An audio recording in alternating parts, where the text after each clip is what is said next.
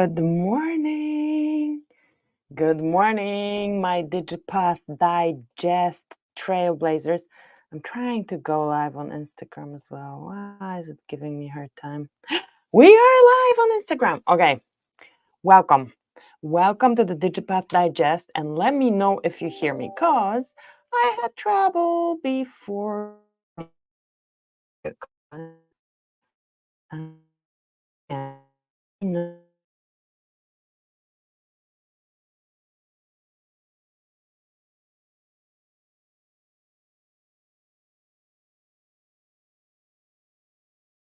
Kicking me out of my own live stream again. Why are you doing this? Why are you doing this to me? And we have already some people. Give me a like, give me a hi, and let me know if you can hear me, because I had this beautiful microphone that didn't want to work today. And I had to change last minute. So I would love you to tell me that you hear me. You should. You should. And I want to tell you something. Yesterday, or like this week, or in general, after reading a certain post that I'm going to show to you, I have, okay, what about the comments? Hi, let's see if this goes through. I'm not sure if it goes through. Just let me know that you're here, okay? That would be fantastic if you let me know where you are dialing in from. I see you guys are joining. If you're on Facebook or anywhere else, let me know. Give me a like. So this, no, it's telling me I'm having trouble with my internet.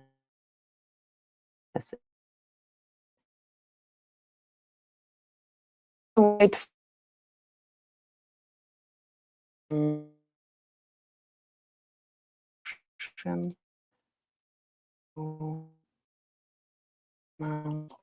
Okay.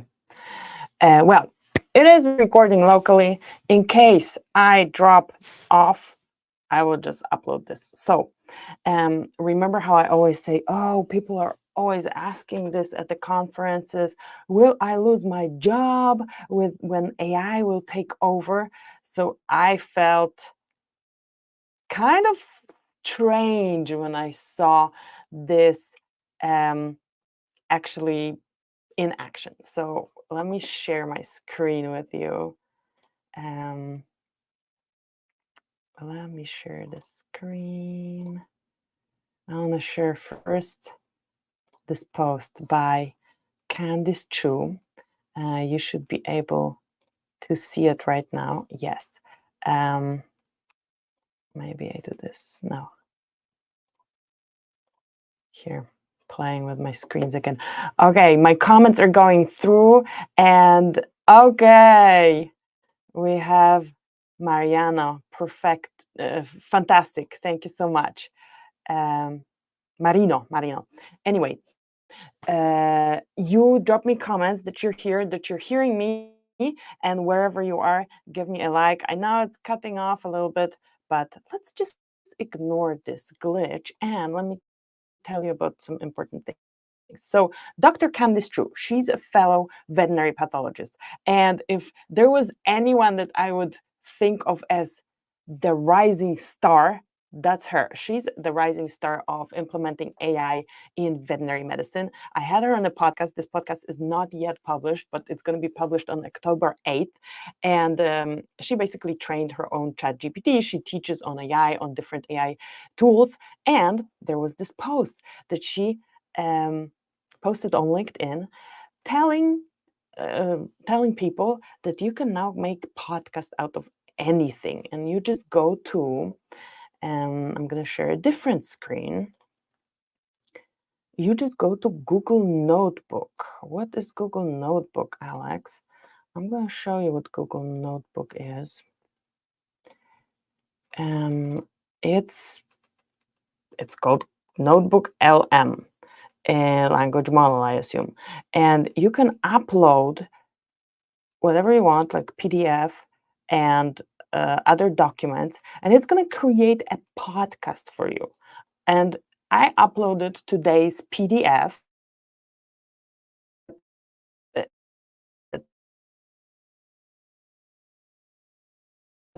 podcast out,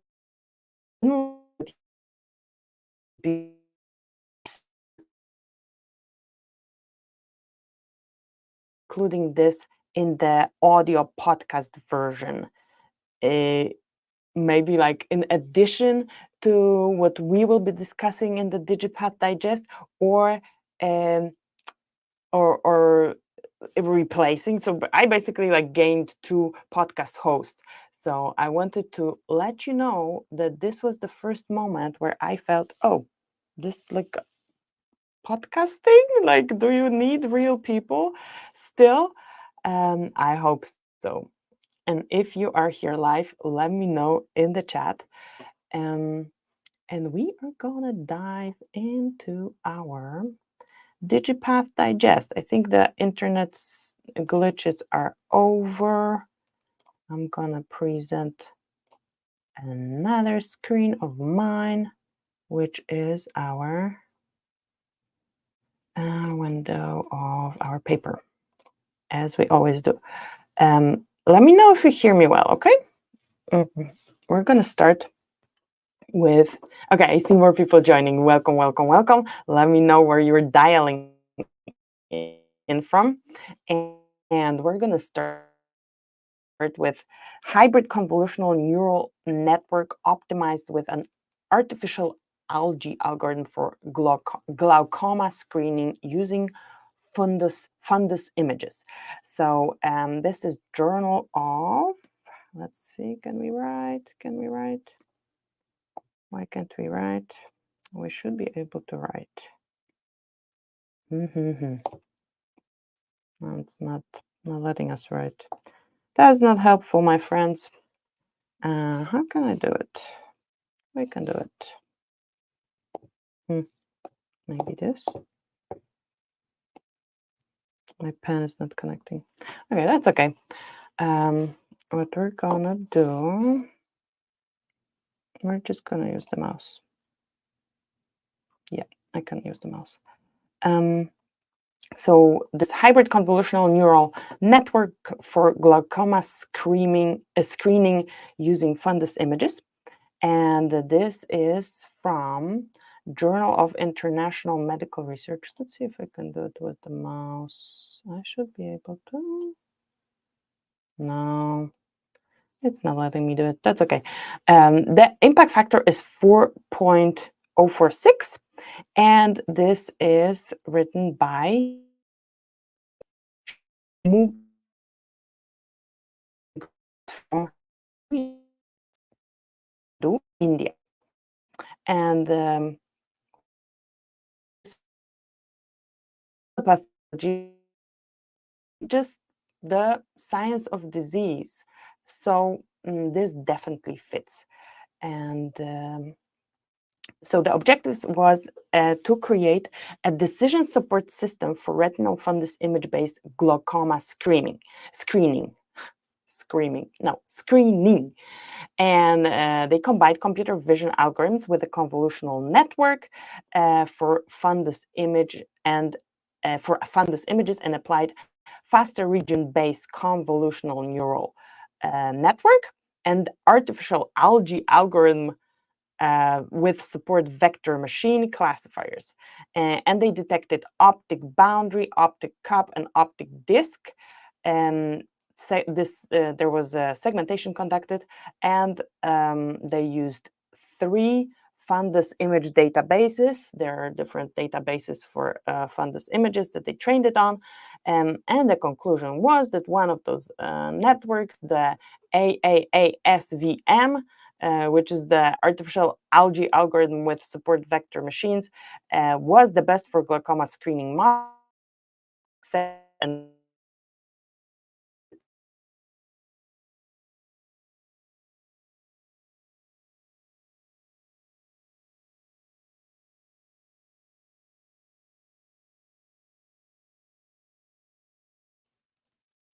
be the computer-aided decision support that's going to be useful for optometrists. I like these solutions because, oh, I see more people joining. So let me know where you're tuning in from. And give me a hi, and let me know where you're tuning in from. Our So my touch screen is working, but my pen is not working. That's okay. See, it's time to buy a new tablet. I like this type of imaging that is in vivo imaging, so to say, basically imaging that you can do while you have the patient with you, you have the camera, you take a picture of the eye, and you can run an algorithm, and basically this can be your computer-aided diagnosis system. Mm. Let me know that you're here when you're joining, regardless whether you are um, viewing the live stream and joining in the middle of the live stream, or if you're viewing the recording. Just give me a thumbs up that you are here. And I have two super for you today, and I love them very much because so the first one, the glaucoma screening, I like because it's not whole slide images. Whole slide images, as fantastic as they are. Oh, and we have some people joining on LinkedIn. Shashi, great to see you here. Amazing. Thank you for saying hi. Whole slide images are amazing. You can do computational pathology. You can do a lot of things. Basically, you digitized this glass specimen. You now can use all the computational pathology tools to analyze it, to extract insights, do whatever you want with it. But they're huge. They require a scanner. They're computationally still pretty expensive, meaning they're just big. And I mean, there are methods that don't require analyzing this whole image. There is a streaming of the image where you like stream it like a movie. You don't have the whole movie at a time to watch. You watch piece at a time and you still know what's in the movie. So there are technologies like that. But still, like you need a scanner, you need to digitize the analog glass slide. With static images, well, in vivo images, first of all, fantastic. But pathology is having that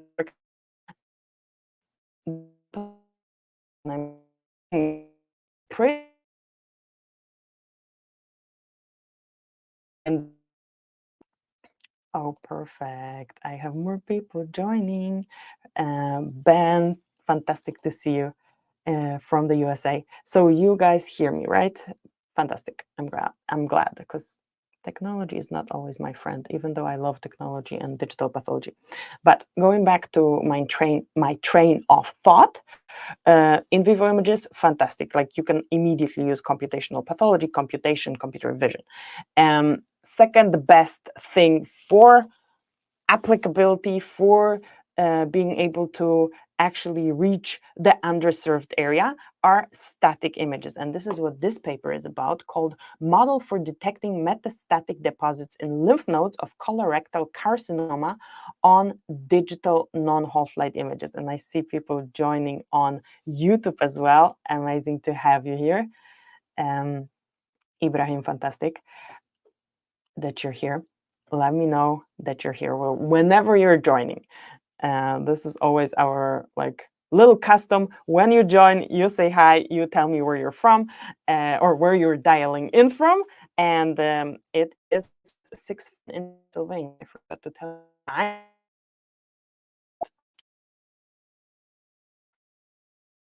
This for I have the post. I want to change the view. What's going on? Why can't I change the view? Oh my goodness, we have people joining from Oman. Amazing. Ibrahim is from Oman. Okay, so models for this model for detecting metastatic deposits in lymph nodes of colorectal cancer. This was published in Diagnostic Pathology, impact factor 2.6. And the main author, the first author, is Dr. Talat Zera. She was a guest on my podcast.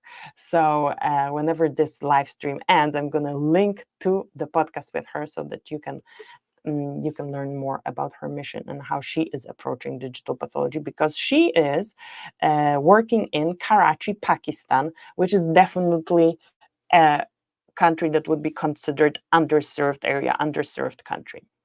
Mm. And what happened here? We are talking about colorectal cancer, and this constitutes around 10% of global cancer diagnosis and death due to cancer. And I want to show you. Okay, my mom is doing as I try to navigate the text. I always hate to do that, and then like, oh, my slide is not working, but this is what I'm doing right now. My stuff is not working that great today. I don't know why it's not. Okay, we don't have the mouse. Anyway, so colorectal cancer, this is 10% of global cancer diagnosis and death due to cancer. And the study was there was a retrospective cross-sectional study including digital images of glass slides containing sections of positive and negative lymph nodes. I'm still hoping that my pen is going to start working, but no, it's not. That's okay.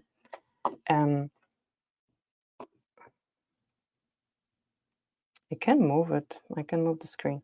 So this retrospective study was taking pictures of glass slides, and there was 165 previously diagnosed cases. They were selected from the hospital, Aga Khan University Hospital, from January 2021 to January 2022. So it was 1 year, and the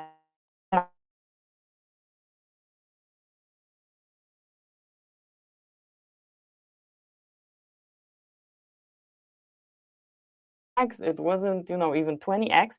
It was just done at 10x. I think this was to mimic the pathologist's workflow, and they were uploaded to an open source platform, to QPath. So, and analyzed there. There was a deep learning model. Ensemble was applied, or ensemble was applied to the identification of tumor deposits in lymph nodes.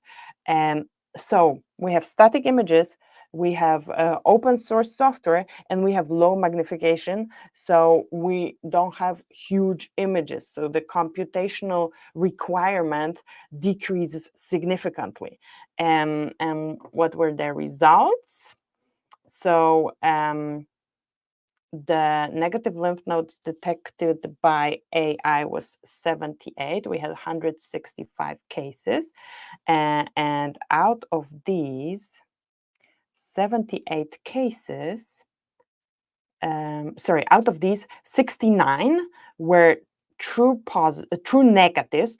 So that was 88% were true negatives, and 11.5 were false negatives. The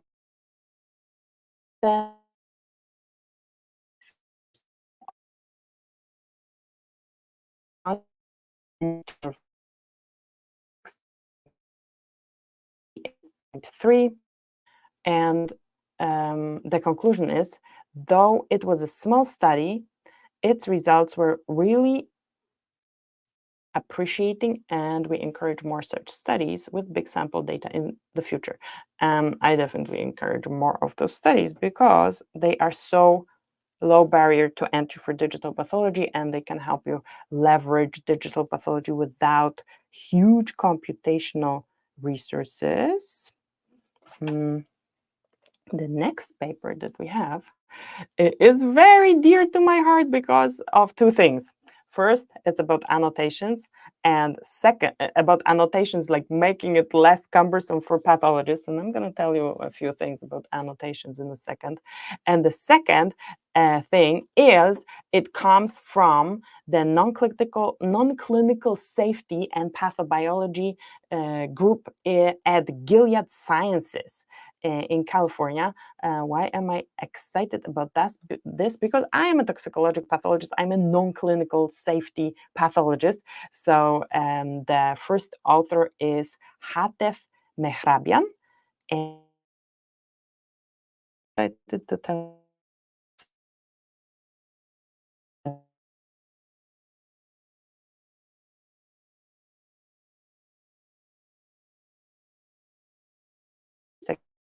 using deep learning. So we are using immunofluorescence data to reduce pathologist annotation requirements. So why do we want to do that? Because annotations is the main bottleneck of training specifically segmentation models. And we still work with annotations as ground truth, so we motivate pathologists to annotate at scale a lot and have consensus, and the best would be three pathologists annotating the same lesion and checking everything. That will not happen because we don't have pathologists who have spare time to do that, but still that would be ideal for great models, right? So what can we leverage? And actually I was part of a similar project at my previous company, where the computer scientists were leveraging a specific immunohistochemistry stain. Here we are leveraging immunofluorescence, so the technology is a little bit different.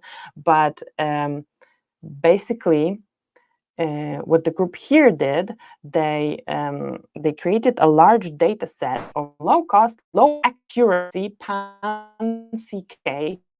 That's cytokeratin based annotations. So we are talking about non-small cell lung cancer, NSCLC, and pan-CK is a marker that stains epithelial cells. Pan-CK is basically like a lot of different cytokeratins. There is more than just one cytokeratin, and cytokeratin is a marker of epithelial cells.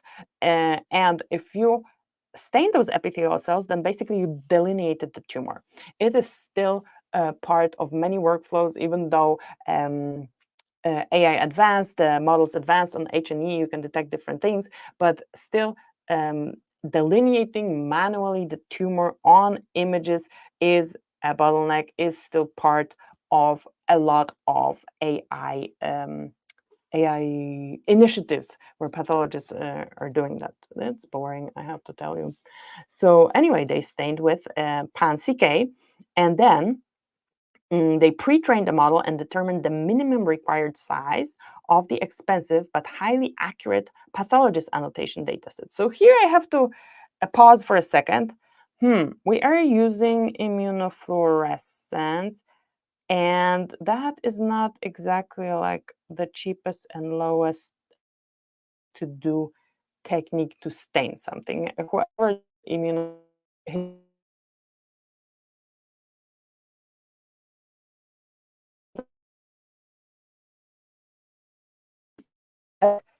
it's not like easy. It's not just clicking a button and generating this out of thin air. You actually have to do a pretty complicated procedure in the lab. And again, if you have just joined, let me know where you're dialing in from, and say hi in the comments. But okay, so they did IF, and they compared this to the expensive pathologist time. So here's my things like, okay, yeah, if you don't need to do that pathologist time on top of the IF, then maybe you are lowering costs. So they say it was low cost and low accuracy, but this pre-training was um, enough to have pretty nice results, and they pre-trained the model and determined the minimum required size of the expensive but highly accurate pathologist annotation dataset. And pan-CK pre-training was compared to foundation models, which I would need to know which ones, and but that's okay. We can always go to the paper on, or you can use this note that I showed you at the beginning, the Google language model notebook, to actually summarize it for us and give us a podcast without me having to do anything other than uploading the file. And so pan-CK pre-training was compared to foundation models, and various architectures were explored for model backbone. And proper study design and sample procurement for training a generalizable model that captured variations in NSCLC and H&E was studied. This is an important sentence. Proper study design was studied. It's so important. Like study design can make or break your study. And if you have the wrong study design, then the data from your study are useless. So proper study design is key. And the H&E imaging was performed on 112 samples from 3 centers, 2 scanner types, different staining and imaging protocols. This is fantastic because the not only H&E is like more stable, it's a chemical stain, and even though it's more stable than immunohistochemistry, immunofluorescence, that you have to optimize for image analysis if you want to do it right. Um, there is a domain shift, meaning if you have it in different centers, you scan it with different scanners, the models don't perform so well. So here they did like inserted a lot of variability, and that's what happened. So they had those different scanners, and attention unit architecture was trained using a large PAN-CK based annotation data set. 68 sample, total area of over 10,000 millimeters square. Honestly, I don't know how much that is, but 68 samples is not that much, but that's okay. Let's check the results. Followed by fine-tuning using a small pathologist annotation as dataset. 80 samples, so a lot of samples, but the area was just 200 millimeters. So, okay, so we had less samples for PAN-CK annotations, but the area was 10,000. And here we just have the area is 200 millimeters. So a lot less area annotated by pathologists. And they checked intersection over union between pathologists and the detection of PAN-CK. Intersection over union is, let me show you what that is exactly when you analyze this. So here's this is one annotation. I annotate. Let's say no, I stain this with PAN-CK, and then I look at the image and I do a pathologist annotation. Let's say it doesn't like 100%. How do I do? Doesn't overlap 100%, but there's a little bit like slide. So the percentage of the overlap, let's do it that way, is going to be the intersection over union. So perfect is going to be when they are overlapping 100%. And when they are overlapping less than 100%, then it's going to be less perfect. And at some point they just touch, and that's not great intersection over union. And why don't I see myself in the live stream? Let me know if you still see me and can hear me. I see my my paper still, but I'm experiencing some problems again. I don't see me on Instagram. I probably dropped. No, Instagram is still there. We'll see. Okay, I'm gonna keep going and see if I can be back. The camera is working. That's the correct camera. It's still working. I don't see myself on the screen. I don't know if you guys see me. If you can see me, let me know in the chat, okay? I still have several of you on the call, on the live stream. So just let me know if you hear me, if you see me. I'll see if I can add myself to stage again.